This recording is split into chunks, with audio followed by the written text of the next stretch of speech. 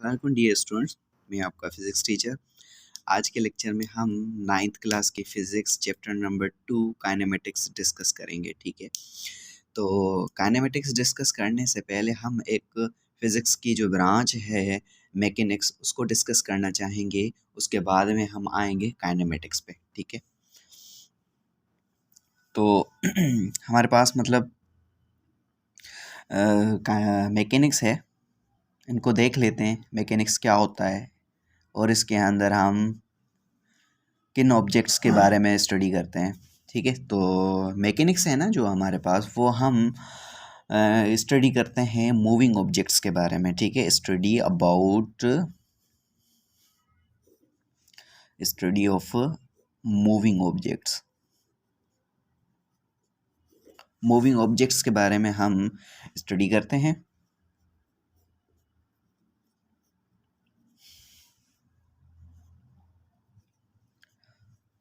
With और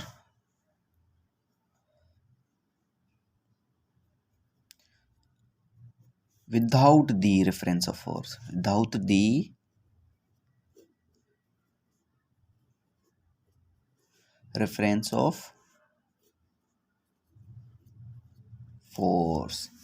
ठीक है, तो मतलब मैकेनिक्स हमारे पास फिज़िक्स की वो ब्रांच है जिसके अंदर हम डील करते हैं कि स्टडी ऑफ मूविंग ऑब्जेक्ट्स। ठीक है, मूविंग ऑब्जेक्ट्स जो होते हैं ना हमारे पास, जो भी हरकत में ऑब्जेक्ट्स होते हैं जिनमें मोशन होती है, उन ऑब्जेक्ट्स के बारे में अगर हम डील करना चाहें तो वो हमारे पास मैकेनिक्स होती है। लेकिन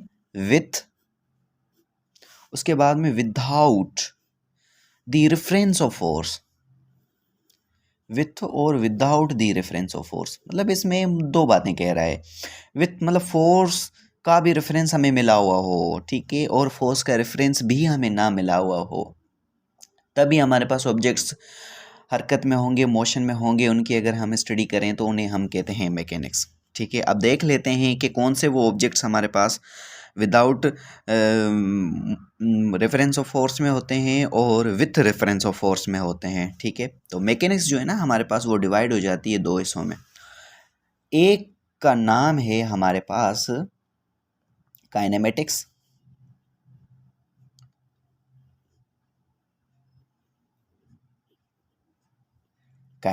तो काइनेमेटिक्स है ना हमारे पास, वो मतलब मैकेनिक्स का एक हिस्सा है, पोर्शन है। ठीक है, तो ये काइनेमेटिक्स हमारे पास किसी ग्रीक वर्ड काइनीमा से निकला हुआ है, किसी ग्रीक वर्ड काइनीमा से निकला हुआ है, जिसका मतलब होता है विच मीन्स मोशन, जिसका मतलब होता है हरकत। ठीक है, तो वो कौन सी हरकत होगी काइनेमेटिक्स के अंदर, विथ रेफरेंस ऑफ फोर्स या विदाउट रेफरेंस ऑफ फोर्स। ठीक है, तो हम इसमें देख लेते हैं इनकी डेफिनेशन क्या होनी चाहिए। Motion only without the reference of force,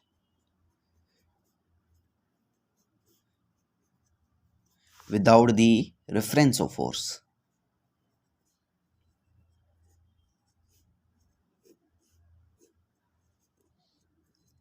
reference of force. ठीक है, काइनेमेटिक्स मैकेनिक्स की वो ब्रांच है जिसके अंदर हम पढ़ते हैं कि हमें फोर्स का रेफरेंस ही पता ना हो। ठीक है, फोर्स का हमें रेफरेंस भी पता ना हो, तब हमारे पास जो ऑब्जेक्ट्स मूविंग या मोशन में होंगे तो उसकी अगर हम स्टडी करें तो उसे हम कहते हैं काइनेमेटिक्स। ठीक है, इसका एक और पोर्शन है, इसकी मैकेनिक्स का एक और पार्ट है जिसका नाम है डायनेमिक्स।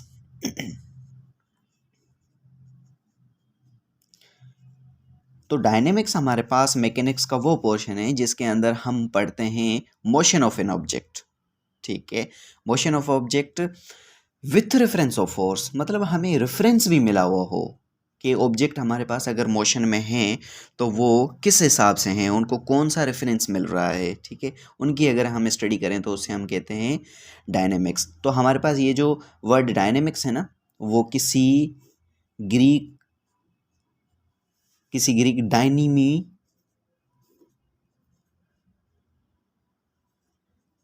डायनमी से निकला हुआ है, ठीक है, और जिसका मतलब क्या होता है, विच मीन्स पावर, जिसका मतलब होता है पावर, ठीक है। तो अगर हम पावर को डिफाइन करना चाहें यहाँ पर, ठीक है, तो पावर हमारे पास डॉट प्रोडक्ट होता है फोर्स और वेलोसिटी का, ठीक है। तो वेलोसिटी जिस चीज़ में होती है उसे हम इजीली कहते हैं कि भाई इसके अंदर मोशन है, ठीक है, मोशन की क्वांटिटी है इसके अंदर, और ये हमारे पास फोर्स होता है।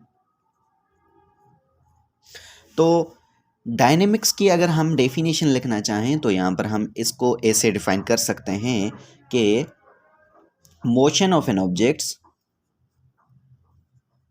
Motion of an objects with the reference of force, मतलब इसके अंदर हमें पता हो कि इस ऑब्जेक्ट को मोशन में ले आने के लिए या इस ऑब्जेक्ट में मोशन है, उसमें कोई ना कोई रेफरेंस पॉइंट है, हमें पता है कि वो कौन सा रेफरेंस पॉइंट है, ठीक है, with the reference of force, ठीक है। तो चैप्टर नंबर मतलब सेकंड है 9th क्लास का काइनेमेटिक्स, वो हमारे पास पहला पोर्शन है जिसका नाम है काइनेमेटिक्स, ठीक है। इसके अंदर हम डील करते हैं कि विदाउट रेफरेंस ऑफ फोर्स, मतलब रेफरेंस का हमें पता ही ना चले। बाकी सेकंड पोर्शन है डायनेमिक्स, जो इसी 9th क्लास की थर्ड यूनिट आएगा, जो हम इसके बाद में पढ़ेंगे, तो वो हमारे पास डायनेमिक्स हो जाएगा। उसके बाद में हैं, तो सबसे पहले हमारे पास पैरामीटर्स आते हैं, जैसे मतलब हमारे पास पैरामीटर्स हैं कुछ, तो उनका नाम है एक रेस्ट एंड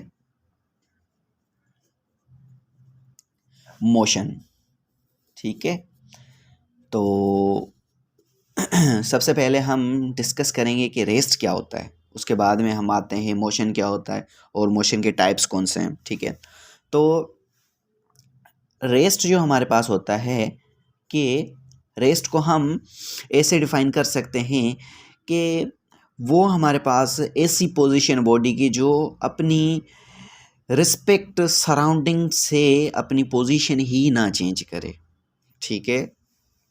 तो हम इनको ऐसे डिफाइन कर सकते हैं, a body said to be in a state of rest, a body said to be in state of rest, ठीक है, if it does not changes its position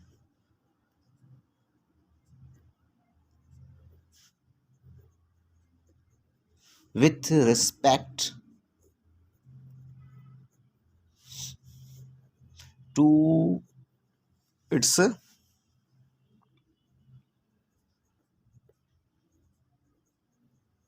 surroundings, ठीक है। तो रेस्ट हम इस चीज़ को कह सकते हैं, इस स्टेट को कह सकते हैं जिसके अंदर हमारे जो ऑब्जेक्ट्स हैं वो अपनी पोजीशन चेंज ना करें अपने ही सराउंडिंग के हिसाब से, ठीक है। सपोज कर लेते हैं ये हमारे पास यहाँ पर एक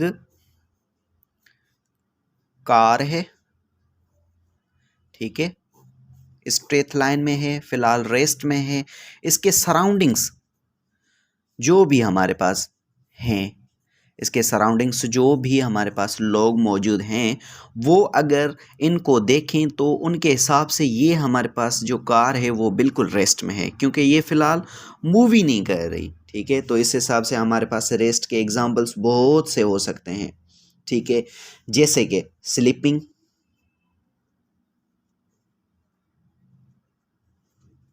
ठीक है, सोना, उसके बाद में स्टैचू, ठीक है, और भी एग्जांपल इनके हो सकते हैं, जैसे स्टैंडिंग है, स्टॉप व्हीकल्स होते हैं, इसी तरह। ठीक है, तो आज का जो हमारा 9th क्लास का सेकंड चैप्टर का जो मतलब लेक्चर था, इसके अंदर हमने यहाँ पर मैकेनिक्स को डील किया, उसके बाद में काइनेमेटिक्स का इंट्रोड्यूस किया, उसके बाद में डायनेमिक्स का इंट्रोड्यूस किया, उसके बाद में रेस्ट एंड मोशन, और इनके अंदर हमने सबसे पहले रेस्ट को डिस्कस किया। उम्मीद करता हूँ मेरा ये जो लेक्चर है आपको अच्छे से समझ में आया है। अगर आपको मेरा ये लेक्चर अच्छा लगा है तो आप लाइक करें, सब्सक्राइब करें और अपने फ्रेंड्स को भी भेजें, और हमारे चैनल से कनेक्टेड ही रहें, क्योंकि इसी से ही रिलेटेड आपको सीरीज़ वाइज लेक्चर मिलते रहेंगे। थैंक यू एंड अल्लाह हाफ़िज़।